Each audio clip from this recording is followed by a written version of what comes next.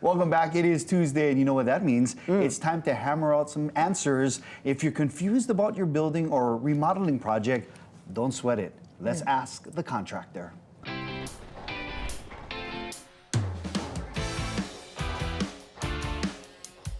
Lucas Stensland, the general contractor and owner of H1 Construction, is back in the house. How you, my brother? Hey, brothers don't shake hands. Brothers got a hug. Oh, wow. Nanny, nanny, boo, boo. If you were here, I'd be giving you one too. Okay, now that I got the hug out of the way, now that you're here, let's jump into today's questions for Ask the Contractor. Okay. That's right. My question is, actually, it's not my question, it's our viewers' questions. What is an allowance? And why are they always a surprise to homeowners along the way? Well, allowances technically are information that a contractor hasn't gotten, right? So if you don't pick out a specific window or a specific plumbing package, right?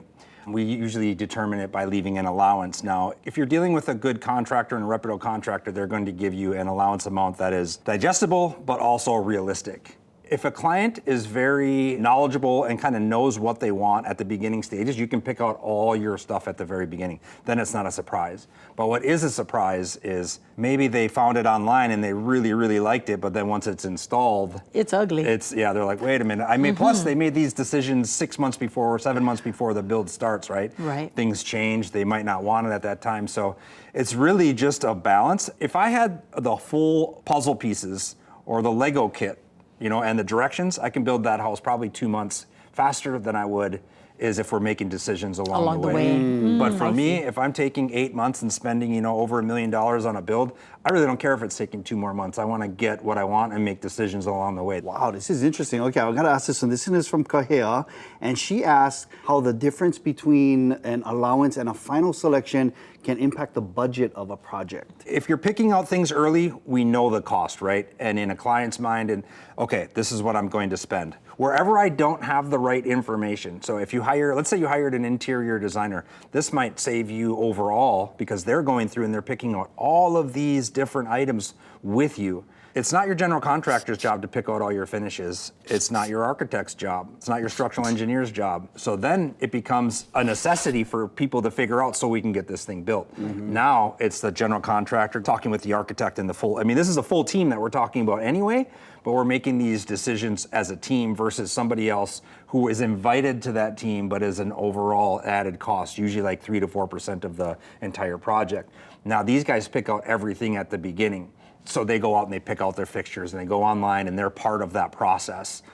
I can tell you, if I'm picking out paint colors and my fixtures, my house would be so out of whack. Like that is not, you don't want me picking out your fixtures, right? So I think it's important personally. Thanks for your honesty. Yeah, I think it's really important for people to have an interior designer. But that being said, there's civil engineers, there's mechanical engineers, plumbing engineers, electrical engineers. It's going to cost a lot more to hire all of these people. So let's say this. So money has already been set aside and allowed for certain items. At what point along the way does it make sense for that homeowner to start making those selections? Most people will choose the latter of what we've been talking about, which is to make selections through the process. So we're not overbearing, because if I put 3 fixtures in front of you, you can probably take your time and pick out 3 plumbing fixtures, right? If I put 50 or 60 different items in front of you, it's going to get overwhelming. You're like that, right? So we like to do it incrementally as the project goes on. We'll also build a Gantt chart that says, hey, these decisions need to be made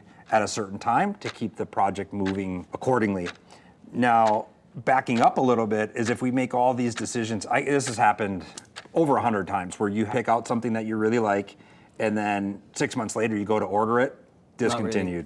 Oh. 8 weeks away, 12 weeks away. So allowance can be a huge impact. And I would say usually on a brand new house, and it depends on what you're allowancing, but it's usually about $150,000 is what we usually set aside for all the allowances. Now what's nice about allowances is if you spend $140,000, you get $10,000 back at the reconciliation of the project at the end of the project. Very cool. And we're always making clients aware of where they're at per item, not every single fixture, right? But per plumbing fixtures, for electrical fixtures, for all the different categories. Different categories. And they're in control of what they're spending. We're not just going out there and spending that portion of it. that's why we have you on board over here. Thank you so much, Lucas. Absolutely. And for my my toilets and stuff, the one with the bidet. Okay, Yeah. just Oh, keep yeah, that- yeah. I got keep you. that I in got you. mind. I'll have it run from your phone. All right. We love all this building and remodeling knowledge that we are acquiring. Don't forget, you can get your questions in so we can get you answers in the next edition of Ask the Contractor. Go ahead and send those questions through h1construction.com/ask. Once again, mahalo to Lucas from H1 Construction. Again, if you have questions, please send them now so that we can get those answered for you in next week's segment. Again, that email address is right on your screen, h1constructionhawaii.com/ask.